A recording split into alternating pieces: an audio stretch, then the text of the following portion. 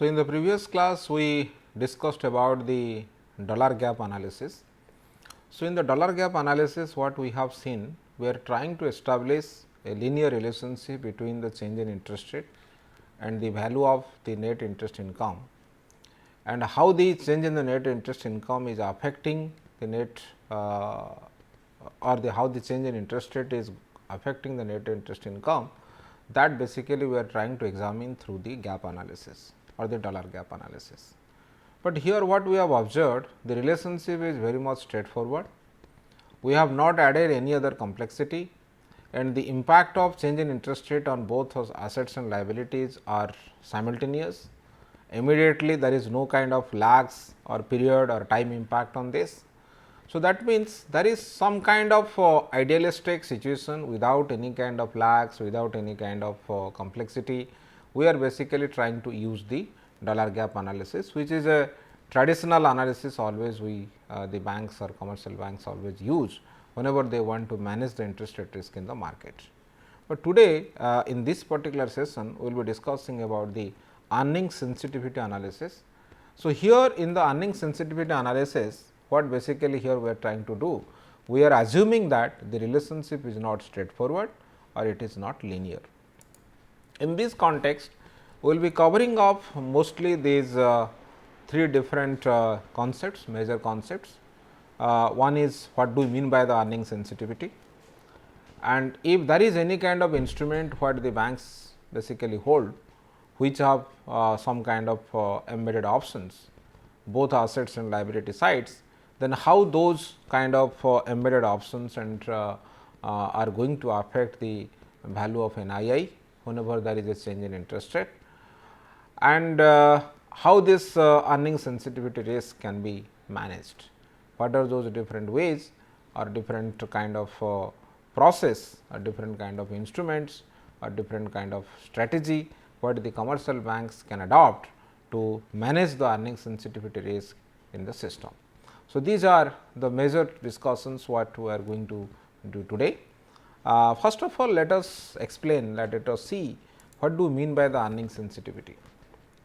Whenever we talk about earning sensitivity is nothing but, if you refer, if you go back, we are talking about a sensitivity analysis. The sensitivity is a measure of the risk, and here in the sensitivity what we do, we are trying to see if one variable will change by 1% or a particular unit, and how the other variables are going to be changed, or what is the percentage of change in the outcome variable. That was the sensitivity analysis whatever we have discussed. But in this context, what the earning sensitivity analysis basically does, the sensitivity analysis basically carry out the what if analysis of all factors that affect the net interest income across a wide range of potential interest rate environments. Because all of you know that prediction of interest rate is very difficult. If the prediction of interest rate is very difficult, in that particular scenario, the accurate prediction of interest rate is really a tedious and very risky task of any financial analyst, including the commercial banks also. So, in this context, a scenario analysis, or we can say that a kind of different scenario analysis if you do, then that will give the idea if this rate will change by this percent or that percent in the lower side and in the upper side, then how the net interest income is going to be changed or going to be affected. By that, the bank will carry out certain strategy to get rid of any kind of bigger losses what they may get incur in the future due to the change in the interest rate. So, that is the basic objective of the earning sensitivity analysis. So, exactly if you observe, though in the earning sensitivity analysis what we are trying to do, we repeat the static gap analysis assuming the different interest rate environments and compare the expected net interest income between the different environments. If the interest rate will increase by 1%, decrease by 1%, then how basically net interest income is going to be changed. And another thing also, it brings certain kind of other complexity with respect to the different assets and liabilities what the commercial banks hold. That is also another advantage of the earning sensitivity analysis, and this is basically a pure extension of the dollar gap analysis. Dollar gap analysis is the traditional approach, it is a static approach what the commercial banks always use or was using long back, but over the period of time due to the dynamism of the different types of instrument what the banks are holding and as well as different dynamics of the market. In this context, what they are trying to do? They are trying to rely upon more the simulated kind of aspects or simulated kind of analysis whenever they are trying to manage the interest rate risk in the system. So, in one part of that thing is the earning sensitivity analysis. In this case, there are different steps we follow if any commercial banks is going to use the earning sensitivity analysis, and what are those different steps basically they follow for that. First of all, they have to forecast the interest rate, and whenever they forecast, already we know that the forecasting what basically they have to do on the basis of the historical data whatever they have, and as well as they have to forecast the balance sheet size and the composition of the balance sheet. Composition of the balance sheet means how much is the rate sensitive asset, how much is the rate sensitive liabilities, and they consider a assumed interest rate environment, and on the basis of that they have to see that in the different scenario or different kind of interest rate scenario how this value of assets and liabilities are going to be changed. Another thing also, because already we know that there are the banks are holding certain kind of assets which have some kind of option features, maybe some kind of call feature, some kind of put feature. There are many features can be involved with respect to the assets or the liabilities what the commercial banks hold. So, then the analyst or the banker should also analyze that how that particular embedded options which are there in the assets and liabilities are going to be exercised, when they are going to be exercised. That means, in our language in the derivatives you might have known the concept of in the money.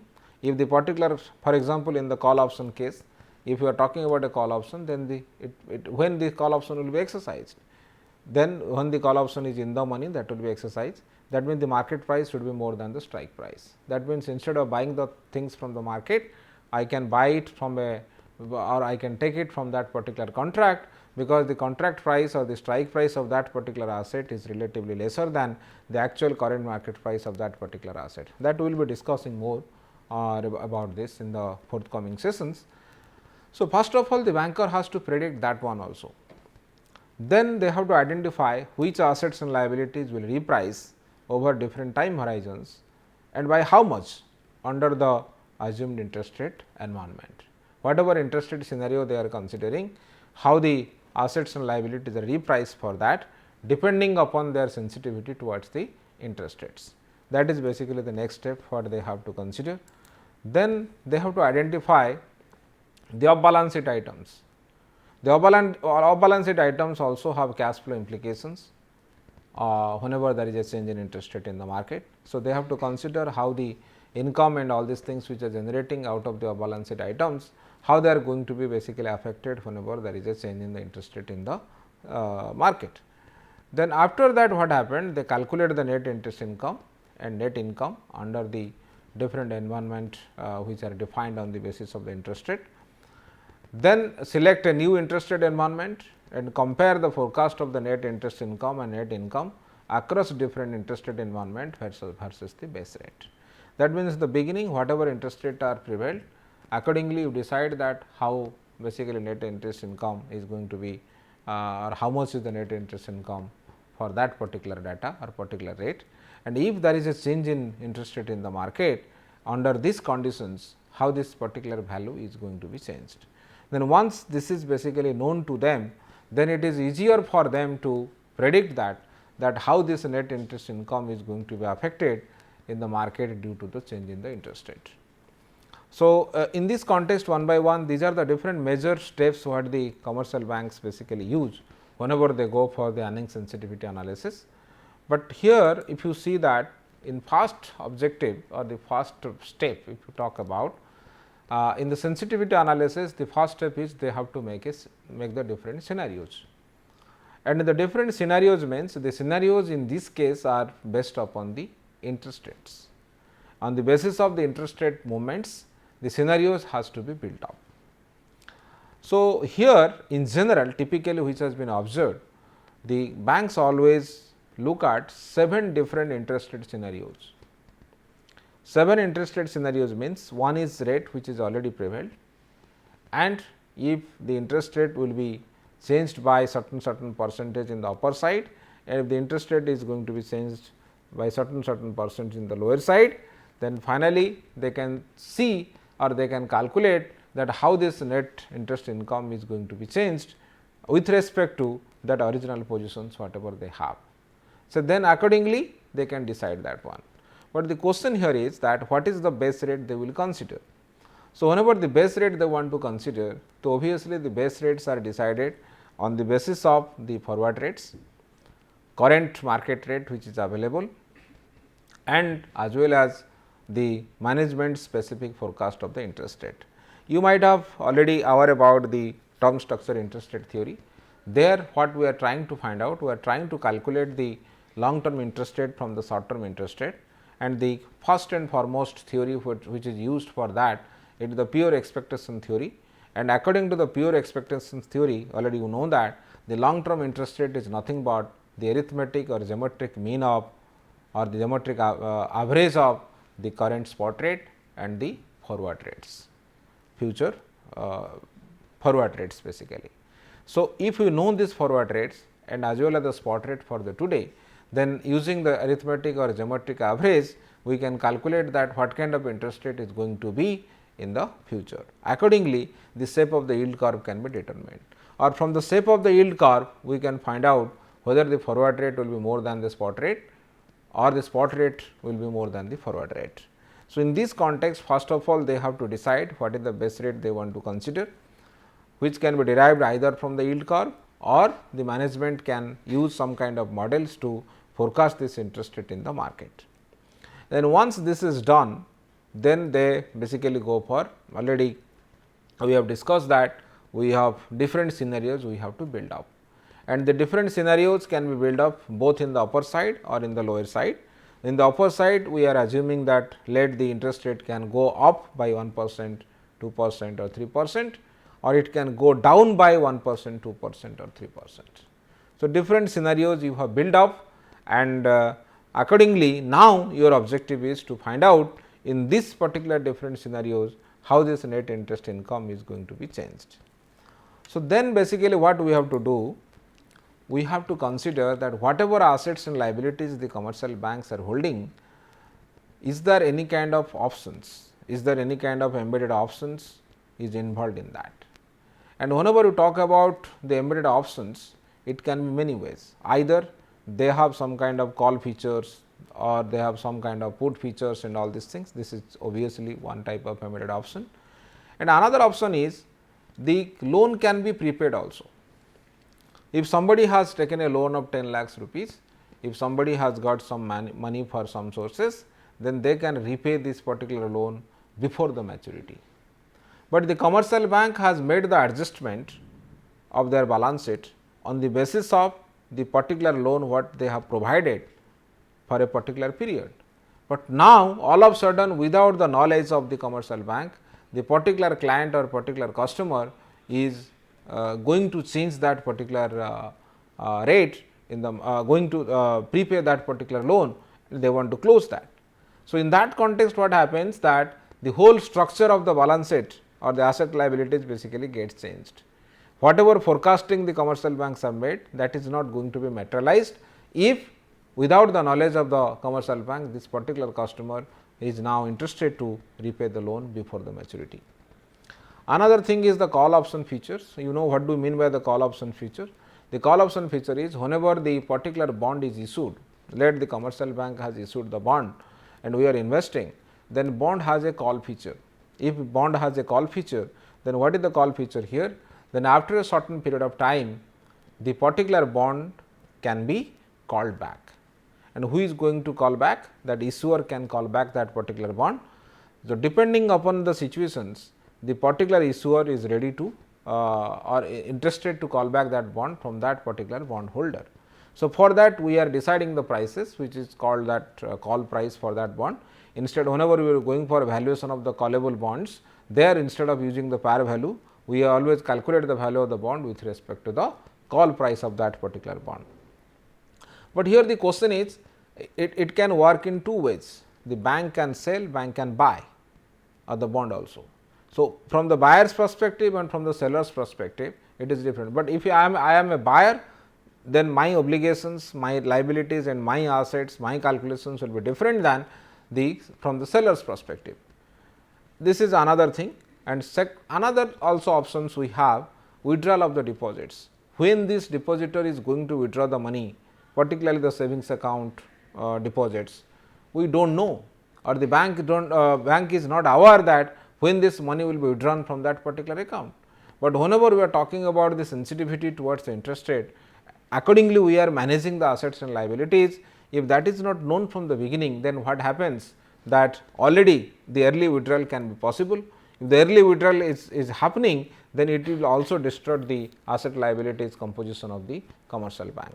So, there are many sources through which the composition of the assets and liabilities can be disturbed, can be changed. So, in this context, we have to also ensure those factors should be considered while establishing the relationship between the change in interest rate and the change in the net interest income. That actually you can keep in the mind. So, in this context, what are those issues we are going to address with respect to this embedded options, whatever we have? First of all, whether the bank is the buyer or seller of the option. If the buyer of the option, if he wants, he can exercise this option. But if he does not want, for example, if I am the bank is issuing and again bank is going to buy back that particular bond, then bank is the buyer. So, then that time it is not a problem whether the bank wants to buy that particular asset or particular bond or not. But if the bank is not basically buyer, bank is the seller, that bank is now holding it and they want to sell it. So, then there is a problem, because seller gets some kind of premium for that, but it has a larger implication on the total value of this particular asset in the system. So, if the bank is the seller, then how, by what amount the bank is compensated for selling this option, that also the bank has to predict, or how much must it pay if it buys this particular option. So, that is why the price determination or the call price determination in that particular context also is very important.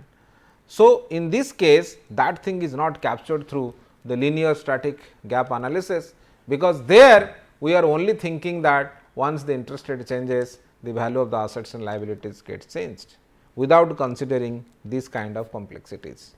So, the earning sensitivity analysis try to capture that one. So, keeping that thing in the mind, the bank should forecast when the option will be exercised.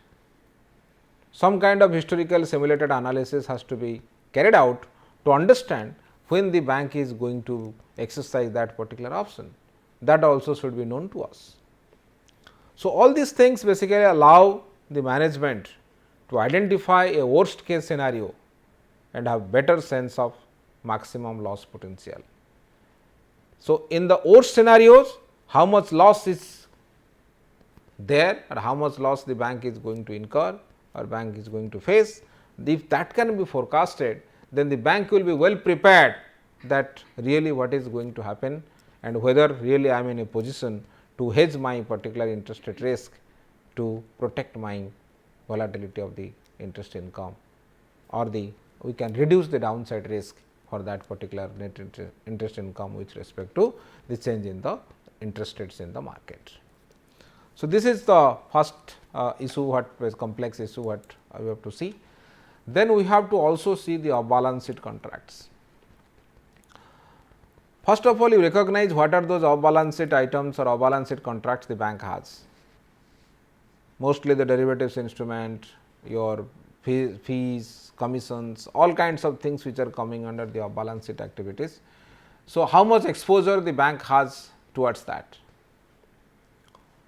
And another thing you remember, each type of contract has a different kind of cash flow effects in different interest rate scenario.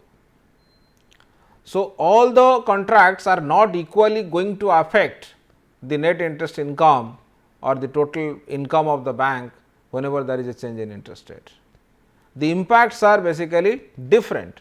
If the impacts are different, then ultimately the net interest income and expenses are highly diversified, highly complex, and as well as change in the net interest income is always fluctuating largely. And another thing is that in the previous case we have seen that if the interest rate will increase by 1%, this is the way the value of the assets and liabilities are going to be changed. But in this case it is not going to be happening. Why it is not going to be happening? Because the cash flow timing and the amount of cash flow from the different off balance sheet items are different. So, that complexity is not captured through this dollar gap. It can be captured through the sensitivity of that particular assets and liabilities or earning sensitivity analysis. So, all these, the effect of these contracts should be included if any forecast of the net interest income and net income volatility we are going to measure if there is a change in the interest rate.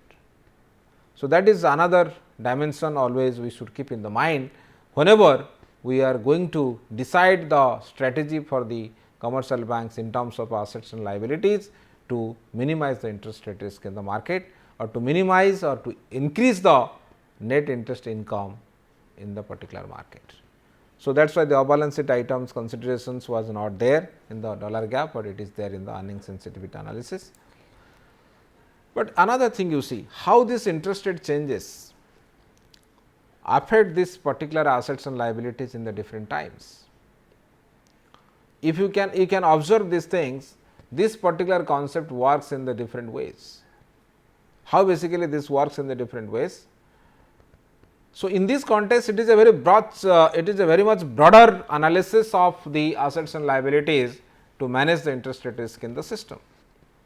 The earning sensitivity analysis allows the management to incorporate the impact of different competitive markets or various balance sheet accounts with alternative pricing strategies. This is the first one, the sensitivity analysis basically tells the management to do. For example, first of all they have to see the forecast, they have to forecast the different spreads between the asset and the liability in the different interest rate scenarios. That also they have to do. For example, if you see whenever there is a change in the interest rate in the market, let the interest rate has increased. If the interest rate will increase, the bank will immediately increase the rates if it is a floating rate loans. For example, somebody has taken a house loan for 15 years, if there is and it is a floating rate loan, if there is a change in interest rate in the market due to the change in the policy rate of the central bank and other issues, then what the banks do? The banks immediately will change the loan rates whenever there is an increase in the interest rate. But if for some reason the interest rate is going to be declining or interest rate has declined, then what the banks basically do? Banks are very much slow to lower the base loan rate when the interest rate is declining. Why? Anyway, this is not a loss for the bank. So, if for general customer or general people who are doing the business with the bank, for them it is a loss, for the bank it is not a loss, because interest rate is declining. If the bank will not decline the interest rate with respect to the other items, then what is happening that or the loans particularly, then the total amount of interest income from that particular loan will be increasing. But end of the day they will do that, but there is a time gap. So, the impact of the increase the interest rate on the assets and liabilities value is not equal to the decrease in the interest rate in the assets and liabilities value. So, the relations basically is not at a time goes. In the same time they do not do that particular analysis, they do not take this kind of steps whenever there is interest rate changes in the market. So, because of that the particular issue becomes more complex. And another thing also, if you see some of the other things, the difference between the loan rate and deposit rate at the time of interest rate changes. Let the interest rate has gone up by 1%. Sometimes we will observe your loan rate has changed by 0.75%, but your deposit rate has changed by only 0.35%. Why is it so? because deposit is a cost activity, is a liability for the commercial bank. So, therefore, there is a change you can observe which is different in terms of the assets and liabilities. So, whenever the interest rate is increasing or decreasing, that has a different impact, and across the assets and liabilities also the change in the interest rates basically is different. So, if those kind of complexities are there, then the linear kind of relationship between the interest rate changes and interest income is not a feasible solution to manage the assets and liabilities for the commercial bank. Then what is the implication we can draw from this? The impact on the bank's net income is different due to the different timing of the rate changes that already we have seen, and different magnitude of the rate changes which happens across the assets and liabilities. So, therefore, what we can conclude from here?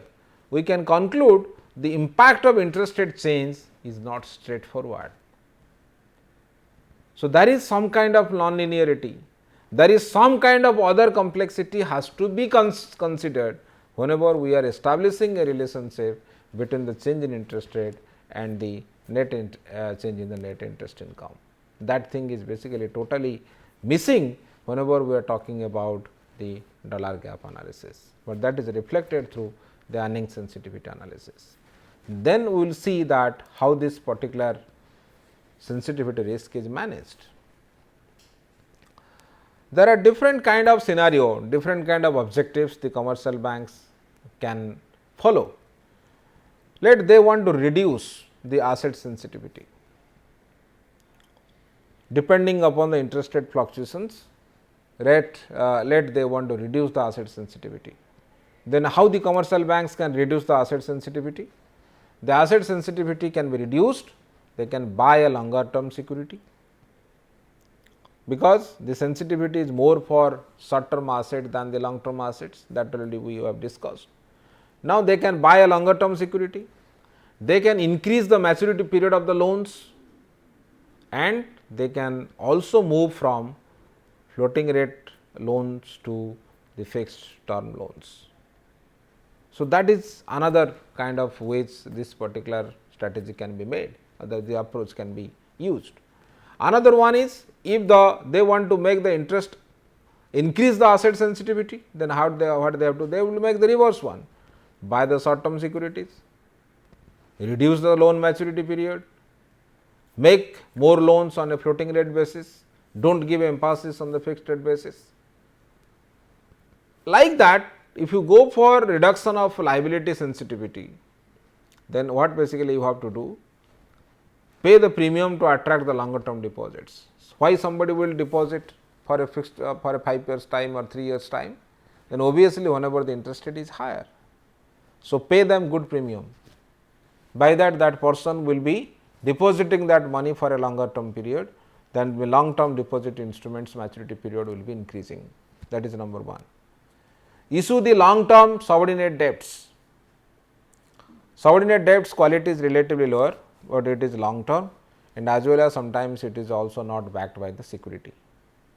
So, issue the long term subordinate debts where you do not have to provide any kind of security, but still it is a long term in nature, because of that sensitivity towards the change in interest rate is relatively lower.